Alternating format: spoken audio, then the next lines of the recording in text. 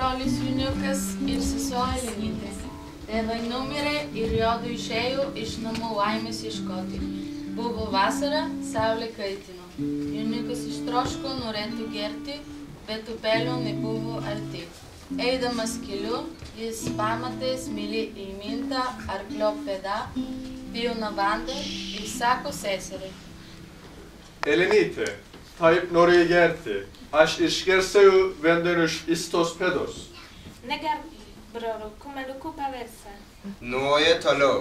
Jonukas pamatė jaučio pėdą, pilną vandens, ir panorėjo jį išgerti, bet Elenytė vėl. Negerk to vandens, jautuku paversa. Nuėjo toliau, Juniukas trokška nebepeina. Jis pamatė smilį avinuko pėdą ir nebeklausdam sesers, išgėrė iš jos vandenį. Sesuo tik žiūri, kad brolio nebėra, da apsidairė ir pamatė brolio vietų aviniukas. Ji ilgai verkė apkabinus avinuką už kaklo, bet tas verksmas nieko negelbėjo. Brolius pasiliko avinuko. Eina į toliau avinuką vedina.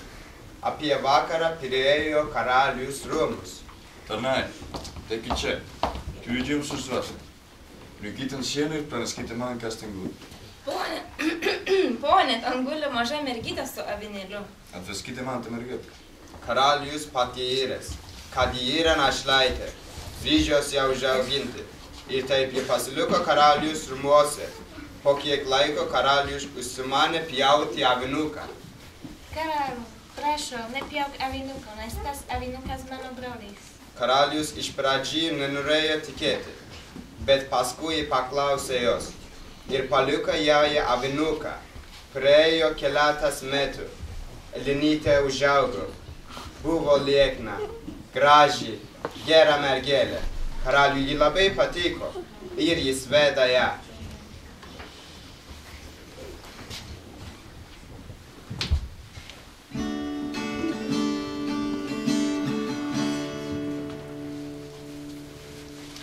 Bet ten pat gyveno laumė ragana, kuri baisiai norėjo, kad ją vestų karalius.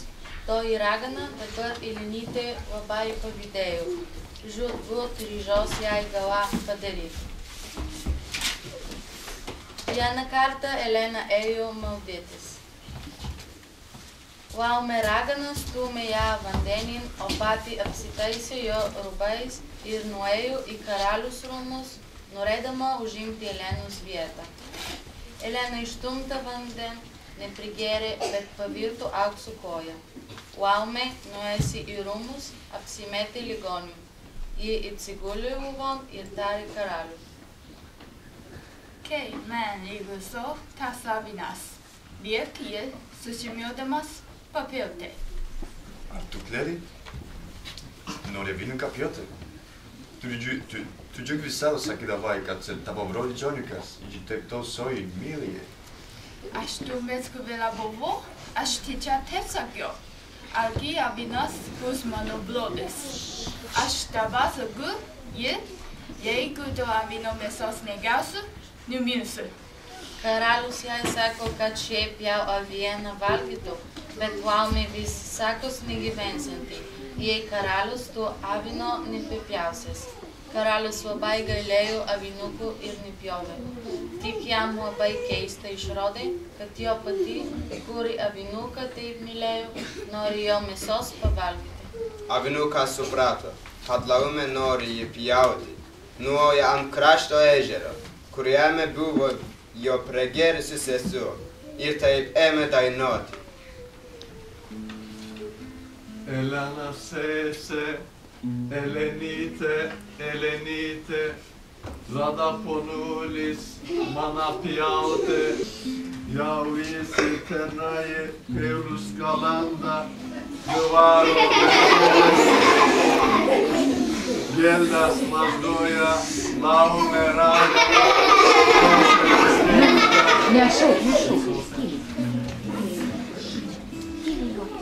Avine, broli, avineli, avineli. Pasakyk ponulu karalunu, tego soszoka visa sožu, tego numezga šioko pinka, tego pagavna aukso kraja. Pone, Pone, mes girdėjome avinuką dainuojant ir žuvelę jam iš vandens atsakant. Karalius rytojaus dieną atėjo ant ežero krašto ir palinto po krūmu, kad jo avinėlis nematytų. Avinukas vėl atėjo ant ežero krašto ir vėl dainuoja. Elena sese, Elenite, Elenite, mana pjaute, jau visi tenai Paulus galanda, dvaro mergelės geldas mazgoja, laumė ragana, veselės leidžia. O sesuo jam iš vandens vėl atsaka, karalius viską girdėjo.